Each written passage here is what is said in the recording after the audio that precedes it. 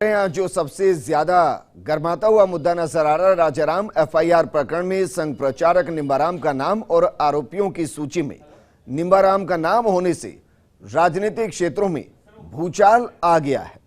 निंबाराम की छवि है एक ईमानदार और कर्मठ प्रचारक की, लेकिन ना जाने कैसे इस प्रकरण में निंबाराम उलझ गए हैं। मेरे सहयोगी और जयपुर ब्यूरो चीफ योगेश शर्मा जुड़ गए हैं। योगेश, इस पूरे प्रकरण को आप किस तरीके से देखते हैं? क्या इस पूरे प्रकरण के बाद आपको बीजेपी में एक बड़ा बदलाव दिखाई दे सकता है और क्या कांग्रेस इस मामले को अलग से देख सकती है, यानी कि राजाराम के प्रकरण को अलग और निंबाराम के प्रकरण को अलग? देखिए, बहुत विजेंद्र गहराई से सोचने की बात है।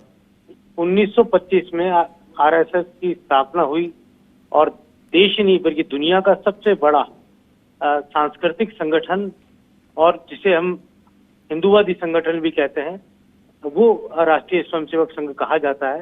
राष्ट्रीयता की बात और सिद्धांतों से ओतप्रोत रहता है। पहली बार ऐसा हुआ है जब राजस्थान का आरएसएस मतलब एक मॉडल है पूरे देश में संघ के अंदर, जहां पर बहुत ही कर्मठ प्रचारक राजस्थान ने दिए। आप जानते होंगे विजेंद्र के लाल कृष्ण आडवाणी जैसे बीजेपी के आज के दिग्गज नेता एक जमाने में राजस्थान में आरएसएस के प्रचारक के तौर पर यहाँ उन्होंने अपनी सेवाएं दी। और ऐसे बहुत सारे, पंडित दीनदयाल उपाध्याय, वो राजस्थान में प्रचारक रहे। बहुत से ऐसे कई नामचीन चेहरे हैं जिन्होंने राजस्थान में आरएसएस के अंदर काम किया और पहली बार छवि पर एक तरह से दाग लगने की बातें उठ रही हैं। लेकिन जितना मैं संघ के क्षेत्रीय प्रचारक निंबाराम को जानता हूं, उनकी छवि, उनकी जो कहा जा सकता है कर्तव्य परायणता और स्वयं सेवकों के बीच में उनकी जो इमेज है वो बिल्कुल क्लीन रही है और वो अपने आप में एक प्रातः स्मरणीय रहे हैं यहाँ के स्वयं सेवकों के लिए। तो ऐसे में अब तमाम जो लोग हैं वो ये सोचने पर मजबूर है कि आखिर ऐसा क्या है और ऐसा क्या कारण रहे जो इस तरह की बातें सामने आ रही है। राजाराम का जो पुरानी हिस्ट्री है, कई केस उनके ऊपर लगे रहे, कई तरह की बातें उनके साथ जुड़ी हुई है। निंबाराम के साथ कभी कोई इस तरह की बात कभी नहीं, वो एक तरह से बेदाग उनका पूरा कैरेक्टर है। अब सवाल उठता है कि कांग्रेस सरकार की क्या भूमिका रहेगी।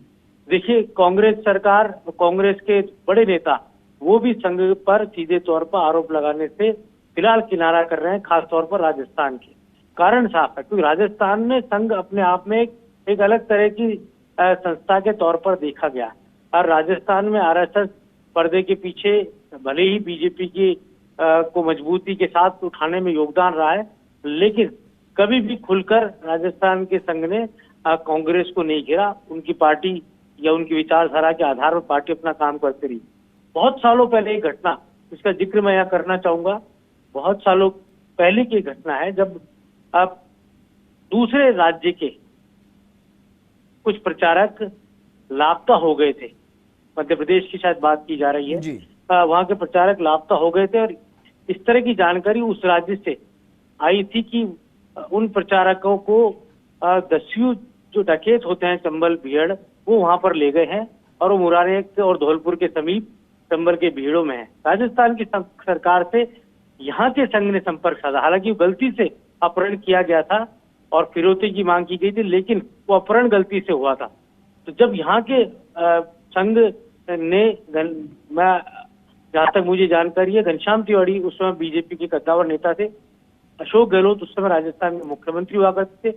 राजस्थान के आरएसएस ने उस समय यहाँ के मुख्यमंत्री अशोक गहलोत के पास घनश्याम तिवारी के साथ जाकर मुलाकात की। उस समय के तत्कालीन जो संघ के बड़े प्रचारक थे, उन्होंने मुलाकात की और 24 घंटे के अंदर अपहरणकर्ताओं से उनको छुड़ा लिया गया। तो यहाँ एक अलग तरह का नजरिया जो है वो दिखाया गया, क्योंकि यहाँ लॉ एंड ऑर्डर को मेंटेन रखना था और उस समय भी अशोक गहलोत की सरकार थी और मुख्यमंत्री अशोक गहलोत ने इस पूरे मामले पर बेहद संवेदनशीलता बरती।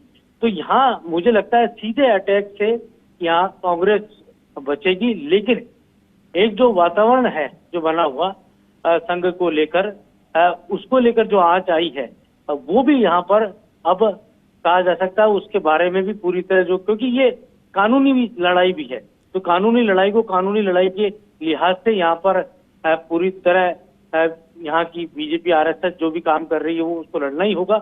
और जो मुझे जानकारी मिली कि इसमें सेंट्रल लीडरशिप में भी इंटरव्यू हो चुकी है इस पूरे केस के बाद।